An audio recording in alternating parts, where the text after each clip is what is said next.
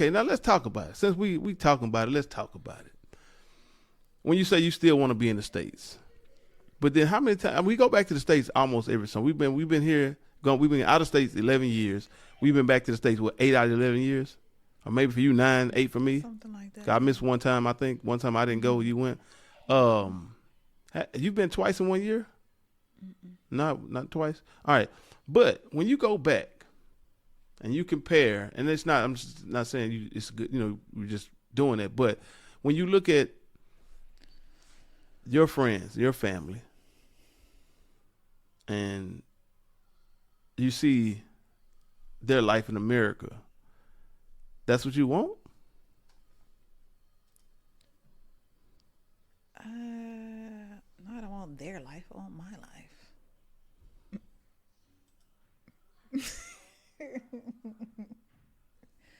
Let me do the jokes, all right? Let me do the jokes.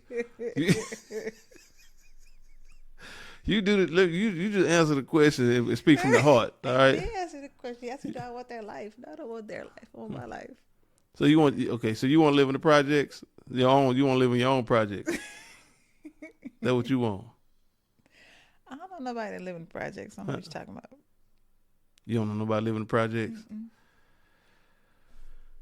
I'm going to chunk it up to forgiveness. Pregnancy brain. All right, because pregnancy brain apparently lasts for a long time. 7 years. Huh? 7 years. Per child? It's 7 years per child? Because you've been having pregnancy brain for a long time. Between pregnancies. Two. Huh? Rhythm is only 2. Yeah, but you've been having pregnancy brain since 2013. I've been pregnant for a lot of No, that time. our children got years between them, and you had pregnancy brain all them years between. Okay. Anyway, you don't know nobody in the projects. Okay, but you got friends that's working hard. Yeah. Yeah. You gonna do that? Raise children at work? Well, I try to beat these women off of me, and work. Beat these women off of you and work. What women?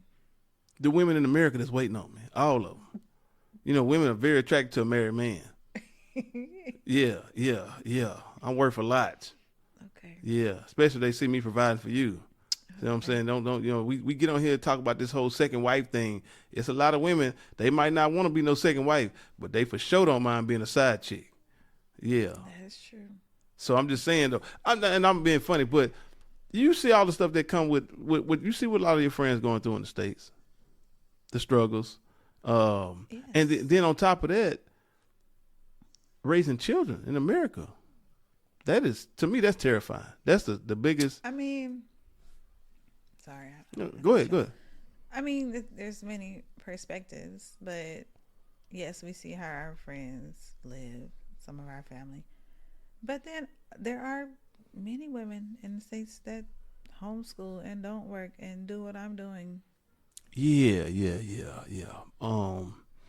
So while you at home homeschooling and not working, what I'm doing? Working. Where I'm working at? You're working at a school as a teacher.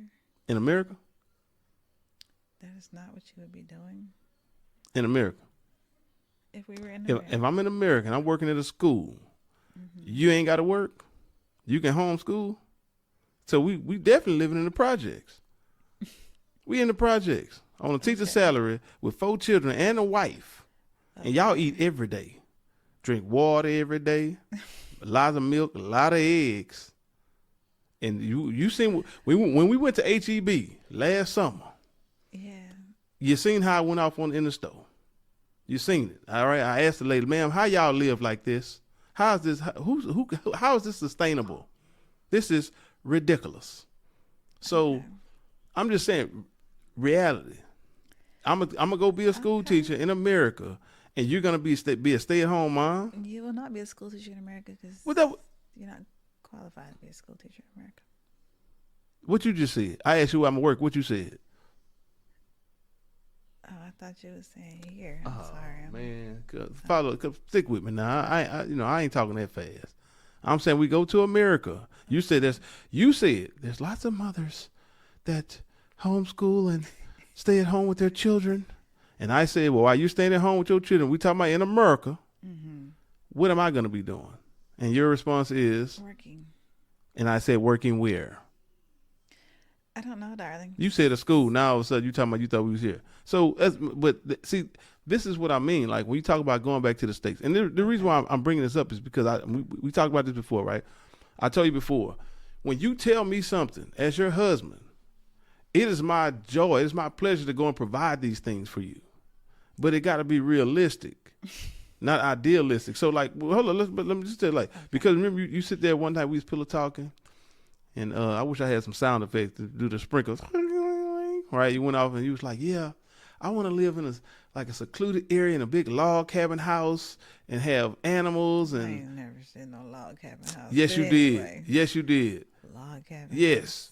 And you was like, you wanted animals, you wanted chickens and certain. And I'm like, okay, so first of all, who gonna build this house? You was like, we can build it. You can build it. So I gotta go ahead. I gotta be John Henry, cut down trees. Shave them all this stuff. John Bunyan. Paul Bunyan. See, I'm trying to correct it. Let me do the jokes. I done told you. So now I gotta cut down the trees, build this house on this secluded land that I gotta afford to buy.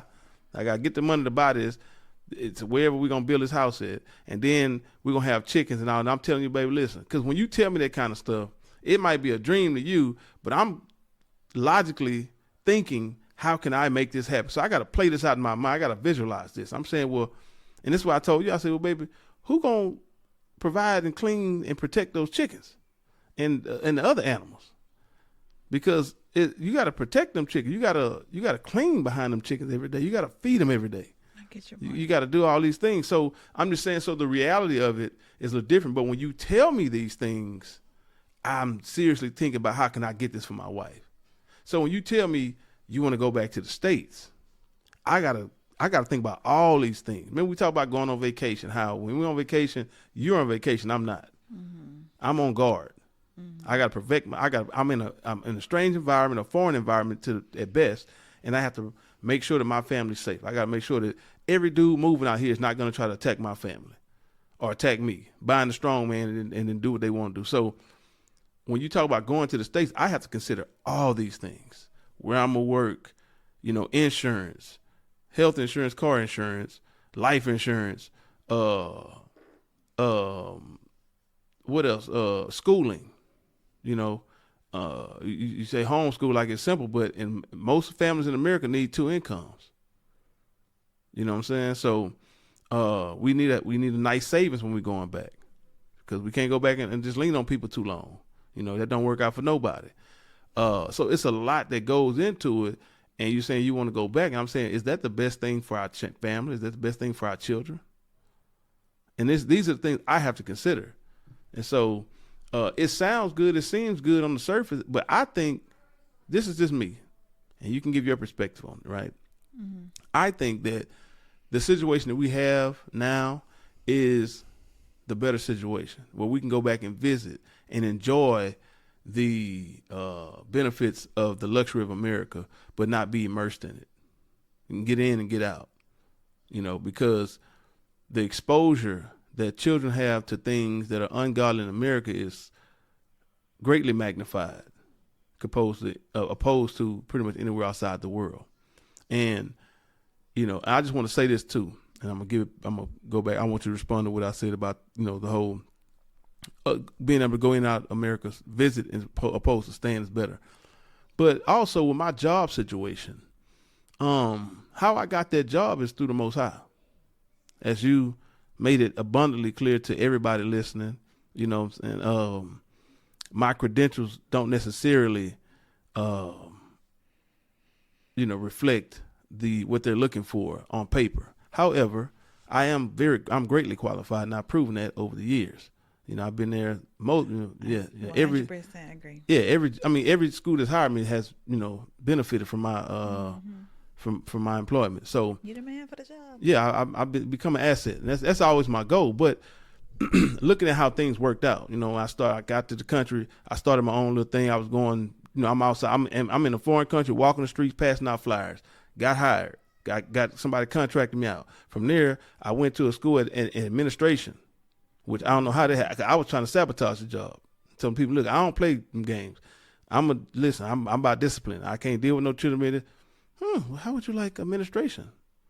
Okay, I was trying to sabotage the job. I was trying to scare them people to not hire me because I didn't want to do that. Remember, you was like, I don't want to move out there if you ain't working in school. The Most High God is Right. So, your workforce. but yeah, so I got that situation, and then I got all that experience. Then when we moved over here to Cairo, just so happened the principal was on the same page. I want to start a theater arts. Me too. Hey, she literally in front of me. Hey, we got our guy. Okay. Boom. I created the whole curriculum, but then that experience, I got burnt out at school, right? And that's why I worked at home for a year. But all those experiences qualified me for the job I have now. Without necessarily having those credentials, I had the qualifications they needed because they had 2 teachers before me with all those credentials, and them people quit within a year because of the culture didn't. But the Most High had prepared me and built me up for this, that I am the perfect person for the job. It's going to be difficult for them to replace me. It was difficult for them to find, somebody who would not leave, let alone replace me. And I've made my mark at every place, but it was all the Most High really building me up over those years to be in a position to do what I'm doing. So, I say that I'm saying that to say is that, when you say you don't know what we're doing and why we're here and everything, but the Most High is making a way. So I've been relying and trusting and leaning on the Most High the whole time. And just like we prayed and we fasted to leave America, I would feel like we have to go through the same process to go back. Okay. So I see you greatly distracted by that little crying baby. Let that boy cry. But anyway, I said a mouthful. I would love to see or hear your response. I mean, as far as let's start with the first one. It's better to visit and leave America than to live America and visit other countries. I don't know. It's your opinion. It's your opinion. I think it would be better for our children to live in a place where they can put down roots in the culture and the community of the place where they're living. Here, that's not really happening. Well, what do you mean put down roots? Like we live in Egypt, but they don't live in Egypt. They live in an expat bubble. They don't interact with Egyptians like that. They don't speak Arabic. They don't affiliate with the culture here. They don't. Okay, but help me understand. I don't understand when you mean put down roots. How are they going to put down roots in America? By being a part of a gang? A gang. No. By being a part of the community. By being a part of... Baby, see, okay, listen. So, for me, that's you come from a small town. Okay, so I had that. That's the 80s. And I feel like my children are missing out on that. And then guess what? It ain't there. Even in your small town, we go back to visit. It ain't there, baby. Okay. It ain't. Okay. Like the times have changed. It's not there. It's, I mean, look where my mama live. Nice little gated community, ducks and everything. There ain't no community over there. She knows what, 3 of her neighbors, the one next door, to the left and the right, and the people across the street. Where this, you know what I'm saying? Like what you're saying, if it was like that, I can understand. But it ain't like that. It ain't like maybe in a small little town where you got 4 traffic lights. You know what I'm saying? It's a little more intimate community settings, but I don't know. But even like, I know with everything is what you make it. So. And we make it here then. That's what you make it. You know what I'm saying? Because I'm just saying like. That's what you make it. But when you're saying rooted, I'm just really want to understand because I don't think that's the reality over there. I don't think we're gonna go over there and our children gonna be rooted in American culture. I don't think. I mean, I just in general, just their sense of self and identity and culture. Like, who am I? And I'm reading a book now, Third Culture Kids, TCK. That's the term used for children who live or are raised in a country and a culture that doesn't belong to either of their parents. So these are children who live abroad in a country that neither of their parents are from or affiliate with for whatever reasons, whether it be for work or missionary work or their parents decide to immigrate to that country, whatever. But there's all kinds of layers of identity and that come with that and I won't say confusion, but Hold on, baby. I can't. Hold on. 1 second. Ransom. Ransom. can I just tell one of them Stop all that crying. to pat him back to sleep? You stop crying. You see, you stop crying. I'm not gonna stop crying. He must didn't hear me. Micah, All that crying. can you go pat Ransom back to sleep, please? Can you try to go pat Ransom back to sleep, please? He in the bed? Yes. You just bring him out the room. No, he's still sleepy. If he was not sleepy, he would not Boy, wake this up is- hollering like See, that. see, this is what I'm saying. You can't possibly expect me to be like you when it comes to spending time with children because he's still sleepy. He woke, he ain't sleeping. I don't know. At this point, hollering like that means he want to go. He, back to baby, sleep. that's automatic. That's his He way of. doesn't always wake up like that. He Sometimes does. He wake up and get out the bed and come out the room and be happy. Okay, because okay, he's had his okay. full rest. 97% of the time he wake up like that. Not always. You're right. Not always. Not 100%. 97% How of the often are time. you here when he takes a nap? Like every weekend, every time I come home, he sleep. I mean, how often? The summer? He don't always wake up like that. What do you mean? Yeah, you know what I'm saying? Make it seem like I'm a deadbeat or something, right? How often are you here? How would you know? You know? Yeah, that's, that's how you could be like, I'm a deadbeat or something. How would you know? By How? the way, my toes are freezing. Like, I wish you could feel my toes. It's cold in here. I wish you could feel my pain. Sorry. Don't do that. What? So, anyway, let's get back on track. We're about that crying baby. You, look, feel like you're not making a good case here. People gonna watch this. I'm never gonna make a good case. The people gonna watch up against this. you. But there's so like growing up, like their identity. Who am I? Like I feel like I have a strong, like I got roots. I feel like our children. Their roots Okay, gonna be shaky. okay. So, where am I from? okay, so, all right. What culture do they belong to? Well, I feel like let's they don't even identify with being melanated, as you call it. the neck melanated. roll. All right, yeah, okay. So, and maybe this. So then they're not gonna fit Oh, in. you keep. Sorry. But You know what I'm saying? You wait until I start talking to finish your thought. Please finish so I can. I don't want to interrupt you, ma'am, but you can't keep doing that. Sorry. So like I feel like they're not gonna fit in with black culture, quote unquote. But then Niggas. yeah. Okay. It's just they just don't have it. They ain't gonna have it. They're just not familiar with the culture. It's just we try, but We try we what? don't I don't try to. No, I don't. Okay. How we try? It's I don't know. I'm all the nigga they need. How about how about that? Okay. So then they're not gonna live here forever. There's nothing here. I feel like there's nothing here for them. So then they're gonna leave Egypt. More than likely they'll go back to the States. And then what? Like that's a difficult time of What about your homegirl? Her daughter didn't go back to the States. who? But she was prepared to go live in another country. She learned the language. She studied in their system. So that's the country that she went to because Okay. she had 12 years of schooling and experience with that system and way of life. Okay. Okay. Like another homeschool mom, she's from Ukraine. Her husband is Egyptian, but they taught, like they're both educators, so they taught in international schools in different countries. And her children learn Chinese, and they're still learning Chinese.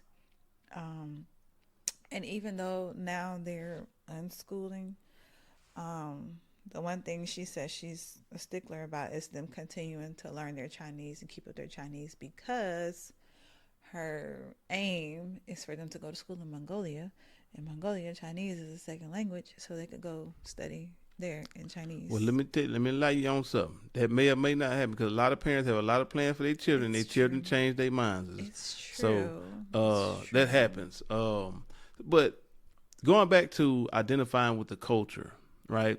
And I think this may be part of the disconnect with me and you on this particular issue, is because you have all this rich family history that you want our sons, our daughter to be a part of. I don't have all that. Like I'm saying, my history go back to my great grandmother moving from Shreveport to Beaumont, and then on my daddy's side, I'm still trying to pull information from him. I don't know much about nothing. I ain't met most of them people, so I don't have that to be like, I want my children to go back and and get all this family culture, and I don't. So maybe that's part of the different perspective. However, when you talk about identity, I think about an old church song. I can't feel at home in this place anymore. This place is not my home. I'm just passing through. I think it would be easier for them to adopt that mindset by not being so deeply rooted into this world with all that. Like, they know their family. They, you know what I'm saying? As they get older, they may be more curious about their culture and history, but how I just don't see how that's going to benefit them in hopefully their ultimate goal to get in the kingdom of heaven.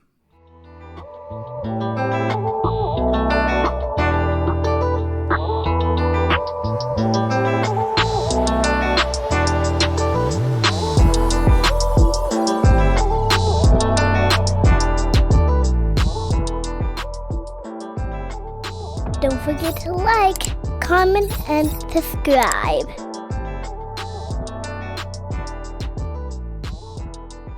Thanks for watching.